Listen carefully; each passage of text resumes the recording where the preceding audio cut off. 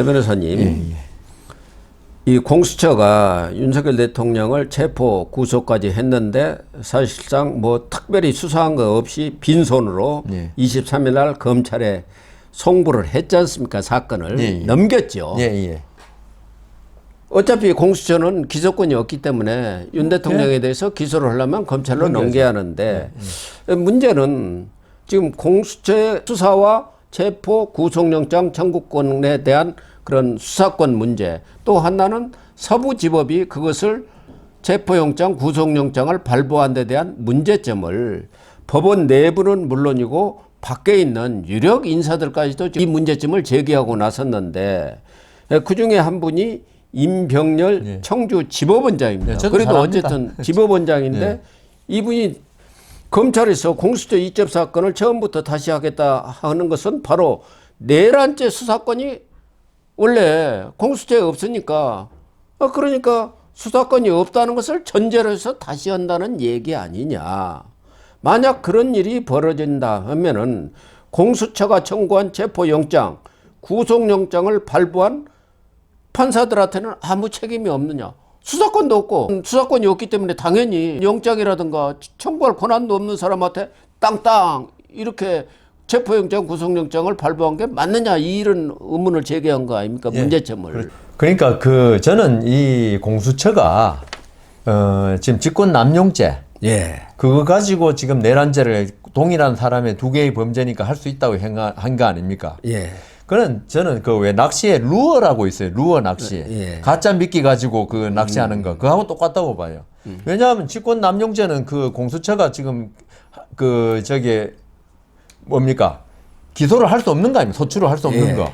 이거 가지고 또 직권남용은 박근혜 전 대통령 때 처음으로 우리가 본 거지. 사실 형법에 있었지만 50년, 60년 동안 아무도 그 죄를 처벌하지 못한 사건이거든요. 그걸 가지고 무리하게 내란죄 사형에 해당하는 사건을 갖다가 자기가 수사하겠다고 하는데 저는 이야기하는 게 같은 사람에 대한 범죄를 자기가 할 수 있더라도 그걸 자기들이 수사할 수 있는 범죄인 경우에 가지고 오는 거지. 수사도 할 수 없는 걸 가져오라는 취지는 아니다. 공수처를 만든 게 그렇다는 거죠. 공수처의 수사권을 그렇게 만든 게. 그래서 그런 게 있다 하더라도 수사는 그 내란죄는 당신들이 경찰에서 해라. 이렇게 했으면 아무 문제가 없어요. 그러면 자기들 직권남용도 수사할 수가 없었어요. 그건 안 되니까. 그래서 오늘 아침에 조선일보 정치부장 칼럼도 그런 내용이죠. 경찰이 수사하고 검찰이 영장 청구해가지고 받아가지고 아무 문제가 없는데 중앙법원에 해가지고 했으면 아무 문제 없는데 공수처가 왜 나서가지고 일을 이렇게 혼란스럽게 만들고 여러 가지로 오해 불러일으켰느냐. 결국 그 배경에는 민주당의 작용이 있었던 거 아니냐는 것을 은근히 내포하고 있는 것이죠. 거기다가 유창종 전 검사장이 아주 검찰에서는 존경받는 분인데 그분도 중앙지검장까지 하신 분 그분도 그러시더라고요. 지금 공수처하고 그 영장 발부했던 판사들 전부 다 불법 구금 형법에 불법 감금 구금죄가 있거든요. 그걸로 공범이 될 수 있다. 중앙지검 너희도 빨리 이거 해결해라. 그렇지 않으면 당신들도 그게 시간을 끌면은 당신도 공범이 된다. 그렇죠.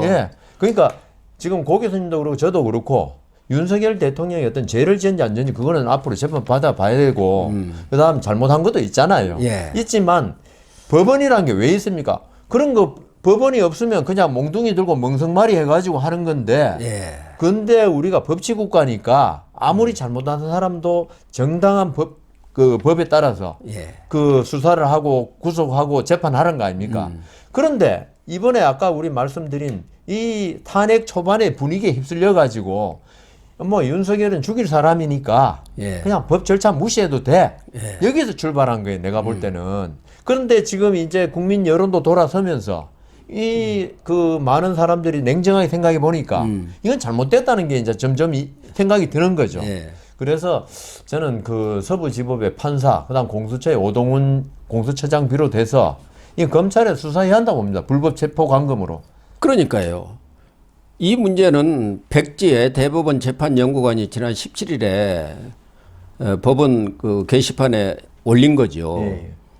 공수처 수사권이 현실적으로는 지금 직권남용죄라는데 그것은 대통령의 기소도 못한 소추 못하는 죄인데 소추를 할 수 없는 수사가 할 수 없는 네. 내용인데 그걸 걸어가지고 내란죄를 수사한다는 거 그건 있을 수가 없는 것이다. 그리고 처음에 직권남용죄 자체를 수사한 바가 없지 않느냐. 그렇죠. 예. 한 번도 수사 안 했죠. 직권남용죄를 수사하다 보니까 내란죄로 연결됐다고 하는데 직권남용죄를 수사를 안 했는데 무슨 내란죄를 연결을 할 수가 있냐 그런 문제 제기를 하니까 거기에 대해서 임병렬 청주지법원장도 댓글을 달았고 또 성금석 부산 지방법원 부장판사도 이건 사법부에 큰 책임이 생길 수 있는 사안이다. 재판부가 앞으로는 정말 신중하게 재판을 해야 하고 어떤 영장 발부도 신중하게 해야 한다. 이런 그리고 지금 의견을 제시를 한 거 아닙니까? 그 자리에서 제가 처음으로 이야기하는 건데 사실 내란죄, 직권남용죄 나왔을 때 우리나라 그 지금은 뭐 국회 도서관장 하는 황정근 변호사가 있습니다. 그 친구가 뭐 후배지만 제가 존경하는 법률 실력가예요. 그 법원 행정처도 근무했고 그 친구가 딱 제 페이스북에 올린 게 직권죄가 남용죄가 성립하면 내란죄가 안 되고 내란죄가 되면 직권남용죄 성립 안 한다고 그랬어요. 그 친구는 진짜 정확한 사람이거든요. 그러니까 지금 야권이 지금 국회를 지배하고 있는데도 그 국회 도서관장으로 이번에 갔잖아요. 그 정도로 법률가의 진짜 최고의 실력자 중에 한 사람인데 그 말 듣고 보면 맞아요. 내란죄가 되면 있죠. 직권남용죄가 성립할 수가 없는 거예요, 이거는. 내란인데 무슨 직권남용이 필요합니까? 그리고 직권남용죄가 된다면은 이건 내란이 아닌 거거든요. 그렇기 때문에 이 부분은 우리 고영신 TV에서 제가 처음으로 말씀드리는 건데 분명히 이것도 문제가 됩니다.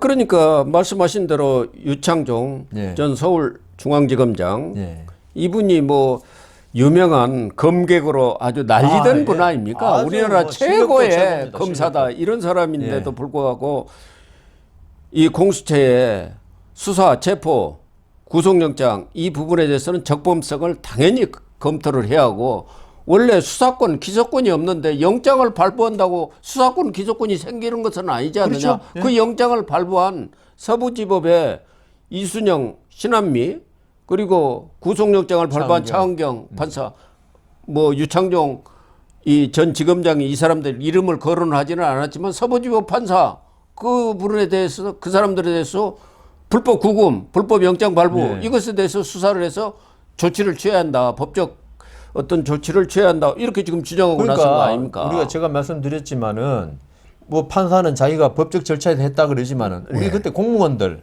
부당한 지시에는 따르면 그것도 자기도 잘못 책임을 지잖아요.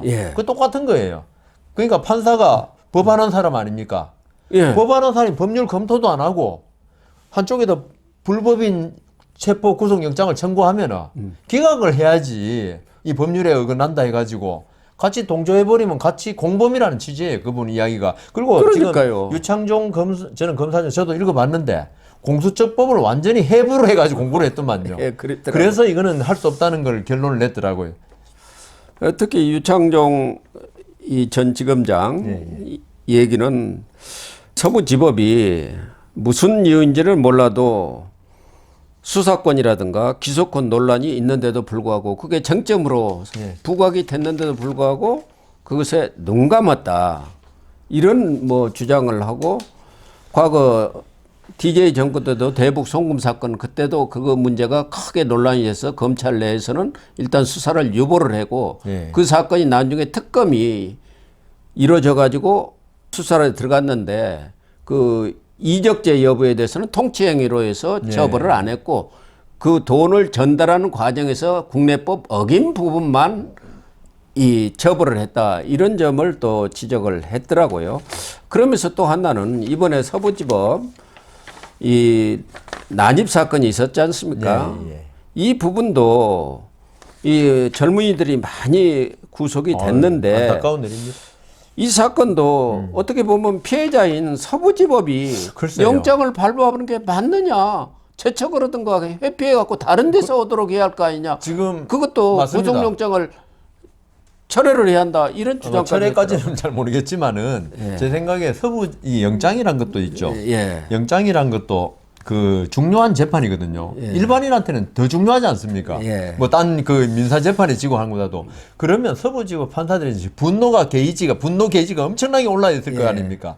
여기서 할 때 냉정함을 가지고 영장을 볼 것이냐.